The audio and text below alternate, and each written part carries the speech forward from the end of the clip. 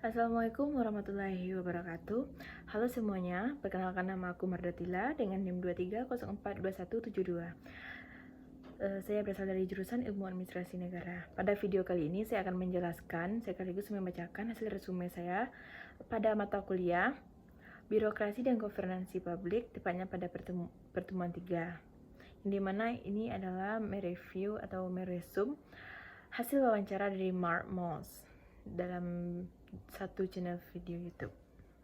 Baiklah, langsung saja saya akan membacakannya. Selalu ada banyak pekerjaan yang harus dilakukan untuk memperbaiki masyarakat. Nilai publik itu cuma konsep yang mengarahkan perhatian kita pada kondisi dunia yang ingin kita perbaiki.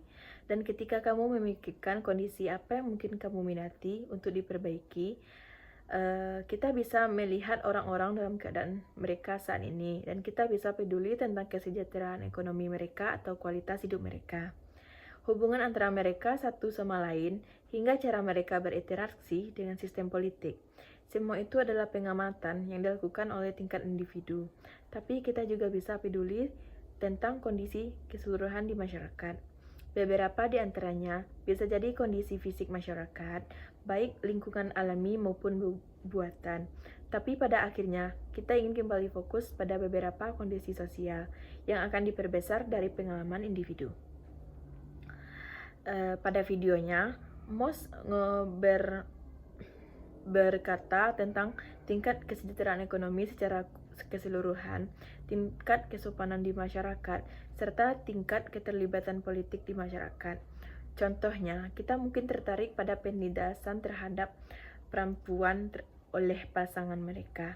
Kita juga mungkin peduli tentang kemampuan imigran untuk menemukan tempat di masyarakat dan mengembangkan kemampuan untuk mendapatkan pekerjaan. Dan yang menjadi perhatian adalah semua itu bisa kita lakukan jika kita menjadi warga negara yang baik. Kita bisa tertarik pada hampir semua hal yang menarik perhatian kita, baik berkaitan dengan sesuatu yang lebih dari sekedar kesejahteraan sendiri. Itulah yang dimaksud oleh Moss dengan nilai publik. Jadi saya pikir bagian penting dari berpikir dengan baik tentang menciptakan nilai publik bukan hanya memiliki ide tentang kondisi yang bisa diperbaiki, tetapi juga membayangkan apa yang diperlukan untuk benar-benar menghasilkan perbaikan yang diinginkan. Dan itulah yang akan membawa kita keluar dari dunia spekulasi dan masuk ke dunia kenyataan. Cara yang bisa dilakukan untuk menggerakkan sumber daya, serta sumber daya itu bisa digunakan untuk mencapai tujuan. Untuk membantu dengan itu, Moss mengembangkan sebuah kerangka kerja yang sangat sederhana yang disebut dengan segitiga strategis. Segitiga strategis ini mengidentifikasi di satu sudut segitiga ide nilai publik atau kondisi tertentu yang ingin kita ubah. Di sudut lainnya ada kapasitas operasional yang kita butuhkan untuk mencapai tujuan itu. Ini terutama berkaitan dengan cuaca. Bagaimana aset material bisa digunakan untuk mengubah kondisi yang kita minati. Kondisi itu sekali lagi bisa berubah berupa kondisi material. Seseorang bisa saja lapar, dan pertanyaannya adalah bagaimana cara memberi mereka makan.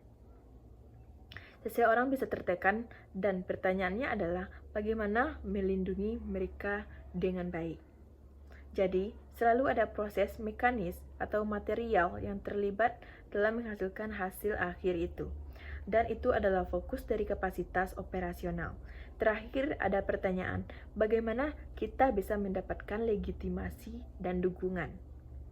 Legitimasi itu penting karena kita mungkin merasa tenang bahwa apa yang kita lakukan itu tidak hanya kita anggap berharga, tetapi juga dianggap berharga oleh orang lain.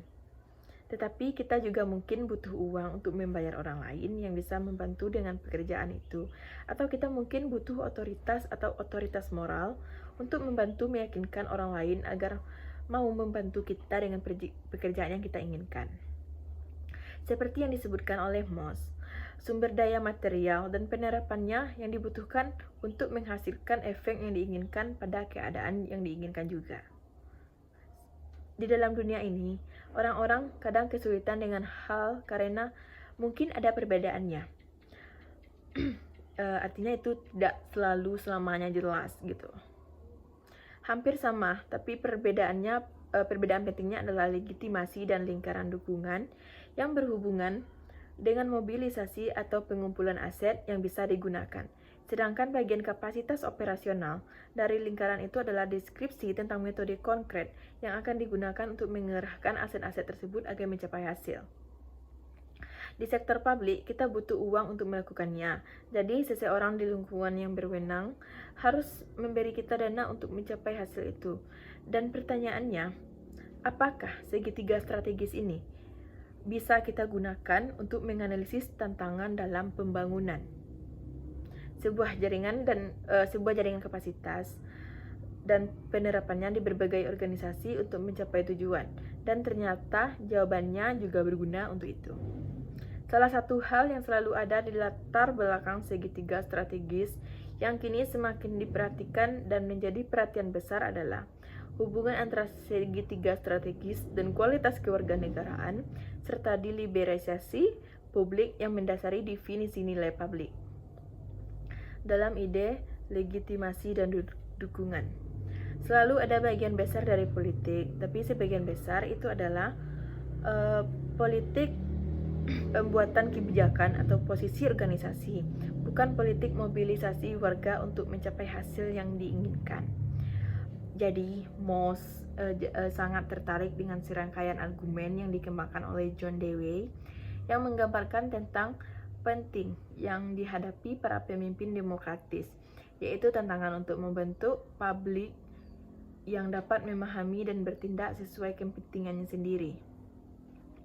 Dan jika kita memandang itu sebagai fungsi yang harus dijalankan, tidak hanya saat pemilihan umum, tetapi juga di seluruh pemerintahan dalam kegiatan pembuatan kebijakan.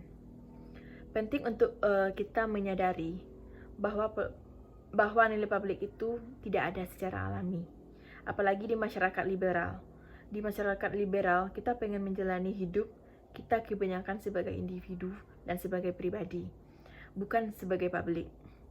Tetapi sesekali di masyarakat liberal, kita harus berkumpul sebagai publik, dan saat-saat kita harus melakukan itu adalah saat-saat tertentu. Jadi sekian dulu hasil penjelasan dan pembacaan dari resume materi pertemuan ketiga pada video wawancara dengan Moss pada salah satu channel YouTube. Kalau ada salah dan janggal, saya mohon maaf. Saya akhiri dengan Assalamualaikum warahmatullahi wabarakatuh.